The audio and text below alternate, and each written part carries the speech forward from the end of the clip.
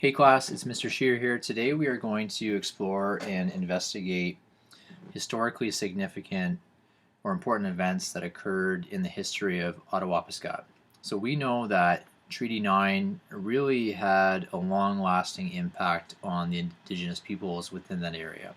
So what has happened since then? Well, in 1979 there was an elementary school crisis.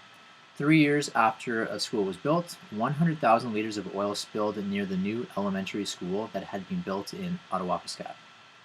Why did it happen? The pipes carrying oil to heat the school burst, and the oil leaked into the ground under the school. So what were the consequences? During the next 10 years, students and teachers started getting sick. The school was closed in 2000, and the government promised to build a new one. In 2001, classes were moved to 14 portables. In 2007, the federal government says it has no money to build a new school. In 2010, 13-year-old Shannon Kustashian starts Shannon's Dream, a campaign to let the rest of Canada know about the school situation in Attawapiskat. In February of 2012, all members of Parliament vote in support of equal education for all Canadian children. In September of 2018, 35 years after the oil spill, the new Attawapiskat Elementary School finally opens. However, and sadly, Shannon Kustashian died in a car accident in 2010, and she never lived to see her dream come true. She has not been forgotten, however. Now people throughout Canada are aware of the poor education for many Indigenous peoples, Métis and Inuit children through the group Shannon's Dream. So you can continue your reading. In 2005, you can read about the De Beers Victor Diamond Mine. In 2011, you can read about the housing crisis.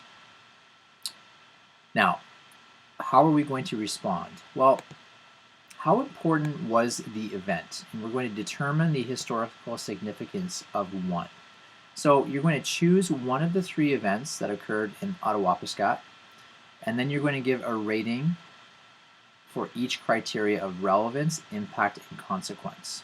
So number 1 would be not at all important. Number 2, somewhat important. 3, important. 4, very important. And 5, extremely important. So when you think about relevance, well, who needs to know about this event? Is it important for lots of people to know about, or few? So make your rating and then provide the evidence to support your rating. For the impact, how many people were affected? Was it a long-lasting impact on the community? Make your rating and then use evidence to support it. And finally, consequences. Well, how serious were the consequences within that community? Make your rating and then provide evidence to support it. And at the end, we want to determine the overall significance to the community from 1 to 5 on our scale. And from there, we can consider the overall significance to the Canadian identity from 1 to 5 as well. You may also provide your reasons in point form. Okay, so just to recap, make sure you read through the events that occurred in Attawapiskat between the time period of 1979 to 2011. Make your choice and then determine the historical significance.